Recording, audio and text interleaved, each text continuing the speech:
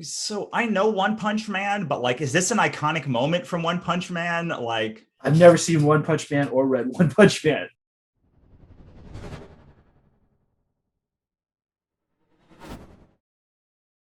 Hi, I'm Don Nguyen. I'm a comic book artist and creator. I'm best known for helping Punisher co-creator Jerry Conway with his BLM design. I did the BLM Skull Fist.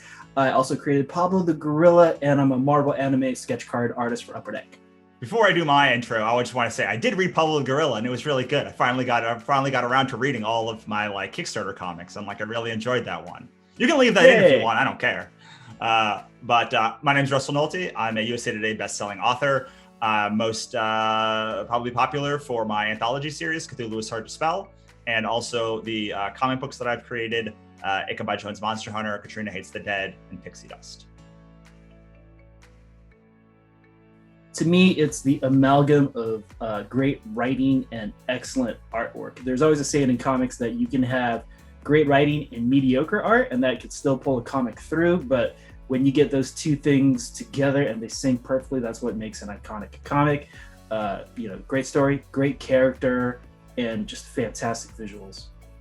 And so I think this is what Don said is absolutely correct. But I would go even one step further. That like it takes amazing art and amazing writing, or at least unique art and writing, because sometimes it's not. I don't think that every iconic comic has the absolute best art and best writing. What they have is a unique combination that makes it stand out from everything else. And so I think that you need that combination, and you also need an iconic moment, at least one iconic moment. You could be building up to one iconic moment for an entire trade or for an entire run of a book. Like there has to be one moment that makes people like be able to talk about it later. And usually that means a character who has gone through something monumental.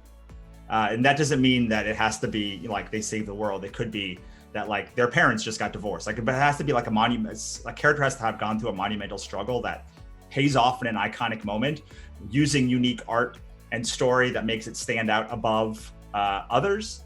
And then all of that kind of has to coalesce with a whole lot of luck, because you could have all of that perfectly together, and you launch too early, you launch too late, you launch with a couple of other books and it gets buried under it.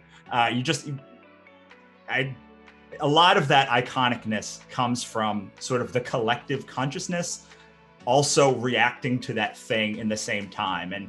And like Watchmen is a moment in time. I don't know if it would be iconic if it came out today, because now everyone is repeating Watchmen, but it was that iconic moment there. But if Watchmen had just faded like so many other comics have, it wouldn't be iconic. So it's all of that stuff kind of fused together and then thrown in with a big dose of luck. I'm an artist primarily, so I have to focus on the art. And I think the thing that people like about my artwork is I feel like I do faces pretty well and expressions, and people tend to gravitate towards that because you want to be able to identify with a character. So in comics, that's one of the biggest things. To build on what Russell was saying, he's definitely right. You need that momentous occasion, and you need to feel along with the character or feel for a character. And once you have that gravitational pull, once you're pulled into the story that way, and you're reading to understand what's going to happen to the character, where the character is coming from, then that's where you want to be. And as a creator, I think that's our job, is to get the reader there. And so I think in this endeavor of ours that we're on this path of, that's the goal. That's what we're trying to attain, is to get somebody to understand and to enjoy and to identify with the story that we're trying to tell. So for me, I focus on that iconic moment and a character. Opposite of Don, I'm a writer, creator. So I focus on the writing and the story first and foremost. And my goal is to have hopefully an iconic moment every issue of book that I'm talking about, and then make sure the characters are connecting, so that people fall in love with the character, and then they when the iconic moment comes, they really care what happens. So often comics just are like a series of things that happen and a series of really big explosions or iconic moments without caring about the character. I think if you first, you need those iconic moments that people are going to be able to talk about. I think in the second issue of Katrina Hates the Dead, there's a big iconic moment, like almost at the end of the issue, where someone dies. But like, it wouldn't have mattered if you didn't care about those characters to get to that moment. And I feel like most of my life is spent putting together set pieces. So set pieces, sort of the big, like the big moment reveal in like a movie that they spend most of the time writing to. And I feel like that is what I am mostly doing. I'm setting up these set pieces, and then I'm putting all of the little pieces together that need to happen, and the characters together, the audience is going to care about. So when that moment happens, it has the biggest emotional impact.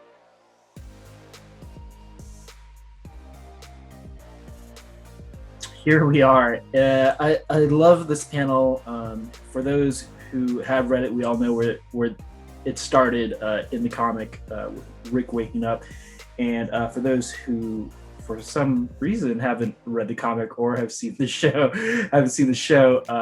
this is that one perfect moment where it's everything's pushed out into a wide, and we get that sense of desolation. So we're talking about iconic moments, and this is one of those where you're like, oh yeah, this guy is stranded, and it's like, what is going to happen from here on out? And he's definitely at that point where it's the forked path we see, one of which is blocked by cars. And also, I never noticed this, but there is a little Simpsons homage there on the right on the billboard with Homer. So I don't know if that comes from the soap product, but yeah. So this is definitely a great panel, because I think it sets up the rest of the series for at least the first compendium really well. Well, and on top of that, it just sets the tone for like everything, like the entire series as a whole is contained in this one issue. It's really about Rick.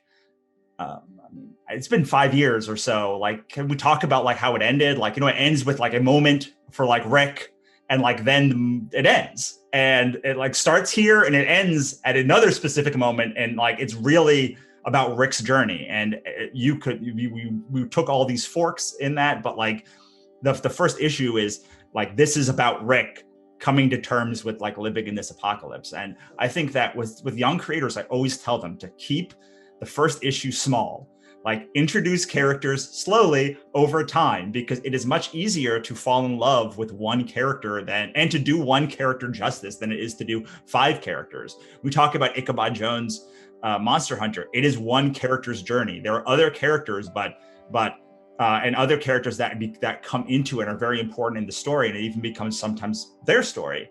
But like at the beginning, the first person you talk to, you need that entry point character into the world. And for this book, the entry point character is Rick. It was Rick from the moment that he wakes up. Tons of stuff happen after the beginning of Walking Dead, but it doesn't start until Rick wakes up. And and then the same thing like once it's over. So it's really, for me, all about this iconic moment is all about just setting up all of the dominoes that fell in this issue and telling you, here is where we are. This is a one man sort of samurai journey, like the old Japanese movies. And it's like one shogun who is fighting against the world, and we're gonna be on this path with him no matter where it juts off. This panel is from Saga. I don't remember where exactly it lies in the story. I want to say it closes out maybe the first chapter. But this, if I recall correctly, this is Alana and Marco. And what's great, for those who haven't read Saga, I love Saga, and it's been a while since I've gotten back to it. But the characters throughout the series have moments where they are apart and then come back together again, and the narration is done by their daughter Hazel, and these are her parents, Alana and Marka, and it speaks so well to the tone of the book. It encapsulates not only kind of the overarching thematics of the book, but also those like tiny moments that we get to see that make the book so special. So, in terms of what Russell was speaking about, pulling you in with a character, having you fall in love with them and gravitate, it's moments like this, which is very much like a rom-com moment that you get. It's if I remember, they were apart and there was something dire that was happening to them because they're always getting chased by somebody, and this is a moment where they bring them back together, and Alana's just like, my breath is atrocious. So it's that slight comedic moment in sort of this this respite from the turbulence of their life, and then Hazel and her narration of or dialogue of, but thanks to these two, at least I get to grow old.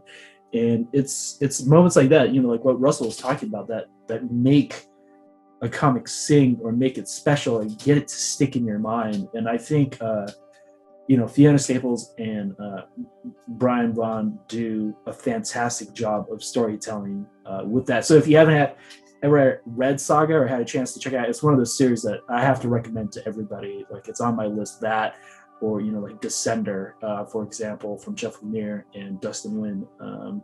These are like those moments where the art and the storytelling and the little moments that get you just really come together well. Well, what's really interesting, I think, again, it's been a while since I read the first volume, but I think this is the moment that she's conceived. Like, I think this is like the conception moment. And this is, but what this does is it does a couple of things. A, it breaks the tension of the whole rest of the story. And it gives you a like high note to end on. But more importantly, it is the reason that it's a holy crap, like, iconic moment is because you don't know who's telling the story until this moment in the book, and which does two things for you. Suddenly you're like, oh my God, like, twist. You think you're just going to have a normal, like, moment of like two lovers finally connecting again. You're like, oh my God, twist. Like, this is her parents. You know who the point of view character is, who the narrator is. And most importantly, that the young girl is going to live till through at least, until this gets up to the narration, and it may continue after the narration, but anything you can do to tell your audience that the innocent girl who's going to be conceived and who's going to be a major star in this character is going to be like, okay. It's that R.L. Stine moment. He says, as long as the characters aren't going to die, you can do anything you want to them. And so it's a very subtle. And what I really like about you picking this panel is like the line work is not anything particularly special. I mean, Fiona Staples is a wonderful artist, but like, this is not like, if you were to pick the 50 signature best pieces of art from Saga, this is probably not going to be in the top 50, which shows you can have like an iconic moment, an iconic panel that has nothing to do with the art, if the story is captivating and if it gives that payoff that the audience has been wanting and needing. And another thing that makes a character something iconic is, like, throughout this whole series of events that happened before this moment, like, you're waiting for them to get together. Like the tension has been built. They're going to get together. You don't know exactly how they're going to get together, but they're going to get together. And then this gives them like, oh, they're going to be together long enough to conceive a child, and then and then do something to raise it. So it breaks. It just is such a nice cathartic moment. In the midst of a lot of anxiety, which is what I feel like you get reading that initial run of Saga.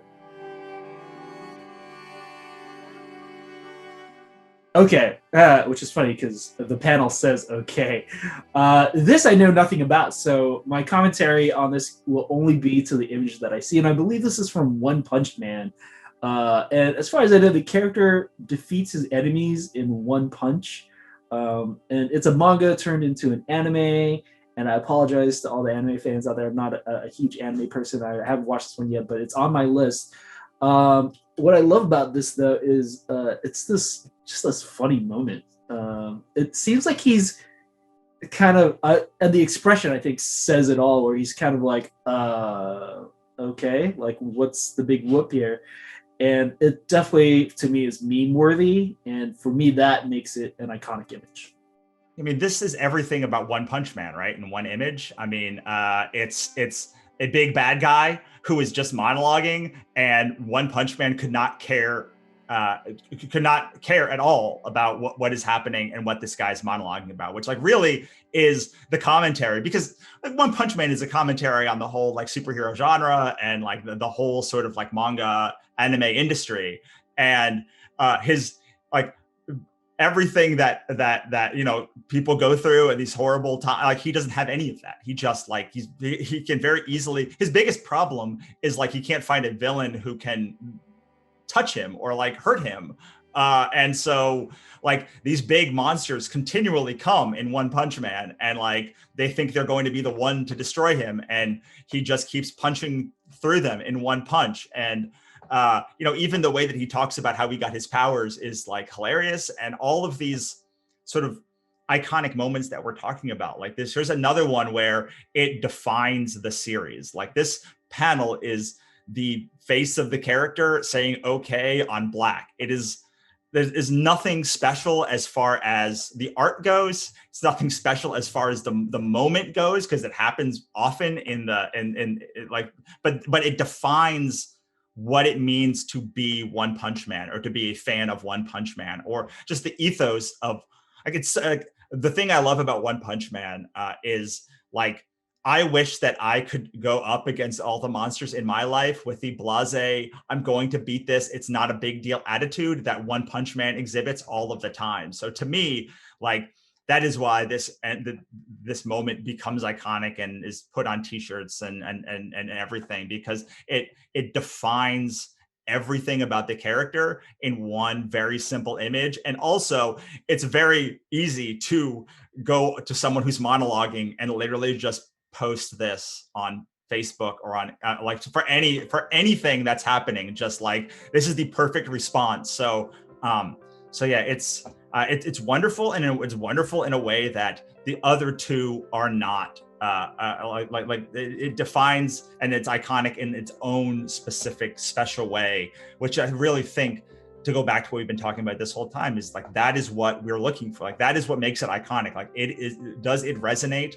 Does it define something in ourselves? Does it define something in the book? Does it lead to something? And this is I don't remember exactly where this falls in the manga, but I would assume probably pretty early. And it's just, it defines it works in juxtaposition to the reaction you would normally get from a manga.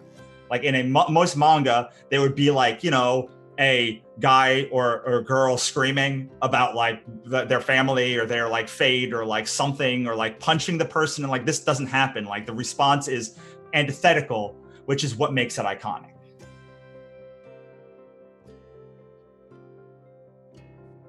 All right, so this one is from Scott Pilgrim, and I have to confess, I remember the scene from the comic, but I guess I was just told it was also popularized in the movie. This is to show you how out of touch with the populace that I am, because I barely remember this in the movie. But what it speaks to is the fact that Scott Pilgrim is filled with a lot of these moments, and I think this is from one of their dates. I don't know if it's the first or the second date, but it's just, what, speaking about, speaking to Russell, what he's talking about of creating characters that you fall in love with. Scott Pilgrim has this certain like innocence about him, and it's he's like just kind of unaware, and I think this moment encapsulates that. And it speaks to that sweetness. So if you haven't read Scott Pilgrim or seen the movie, I think they did a really good job. A lot of people, I guess, didn't like the movie. I happen to be one of the people that did really enjoy the movie. But they work in that sweetness and that naivete from the comic, and I think this moment talks to that. And yeah, it's one of those where I feel like a lot of people know about it. And I feel like I'm having that moment now describing this panel where it's like, oh, I guess I should have known that, but I kind of don't. And you get a lot of those moments in Scott Pilgrim where he's just like, and it's funny because he's like this one character that when it comes down to it, he can surprise you with his skill when it comes to fighting off the evil boyfriends, but then he has moments like this where he's just like completely blissfully ignorant, and I think this panel does a really good job speaking to that. Yeah, so much like One Punch Man, this is a satire, a send-up of like all of the manga and anime and comics that have come before it. And the thing that makes this panel beautiful is that it defines the way that the author views this world, which is the moments that are important are the moments that are unimportant. So there's a lot of punching and fighting in Scott Pilgrim, but like it's really a very small percent of the book. This is really a slice of life comic that has like punching and stuff inside of it. And I'm not surprised that this moment becomes the most iconic, because it's probably in one panel what defines Ramona and Scott's relationship.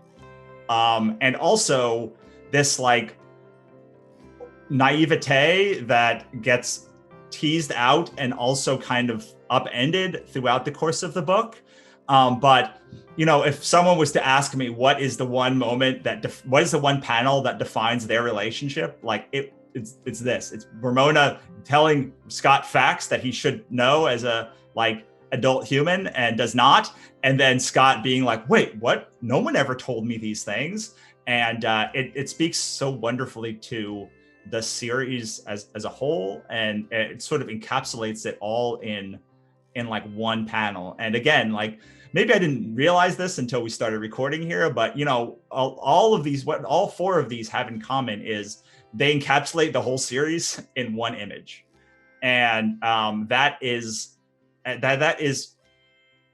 they do it in different ways. Like aside from that first Walking Dead image, none of these, if you just took the line art, are like iconic moments. Like they're just moments that like that probably would be throwaway panels as you're drawing them. But it's that interplay, like Don was saying, about the art and the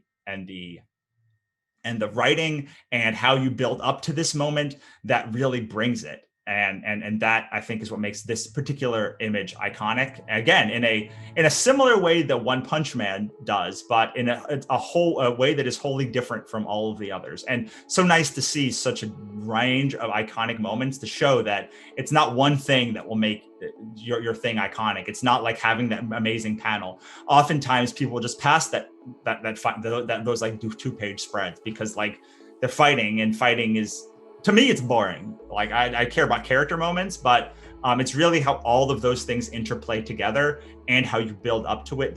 And again, with this moment, luck, like literal just luck that this was the one that came out. Once again, thank you so much, Grand Geek Gathering and Tyler, for having Russell and me on. Appreciate it. Once again, I'm Don Nguyen. You can find me at Winning It on almost all social media. That's my last name. Most common Vietnamese last name is Nguyen. Nguyeningit. I'm currently working on a comic called Retro with my friend Aaron Lindenthaler. It's both a comic and a live action short being done with Rena Wilson from Good Girls and from Mike and Molly. So please keep an eye out on that. We're a little over halfway through the finish marker. I'm also going to be having an art show in Long Beach at Atomic Basement on July 11th, and working on some watercolor marker mixed media pieces for that. And then I'll be working on my Pablo series again, so please keep an eye out on that. And please come find me at comic book conventions, which are back. So I'll be at Rose City Comic Con in September. A week after that, I'll be at FanX Salt Lake City. And then in October, please come find me at Baltimore Comic Con. And I am Russell Nohelty. I'm a USA Today bestselling author. I guess I'll see you at Salt Lake City, Don. You can find me at russellnohelty.com. I write a lot of comics, the anthology series Cthulhu's Hard to Spell, Ichabod Jones Monster Hunter, and my big overall series called The Godsverse Chronicles, which is a combination of comics and novels. The third graphic novel in that series is coming out in September to Kickstarter, and then we're going to be releasing 4 more novels in January. So yeah, russellnohelty.com. Thanks so much.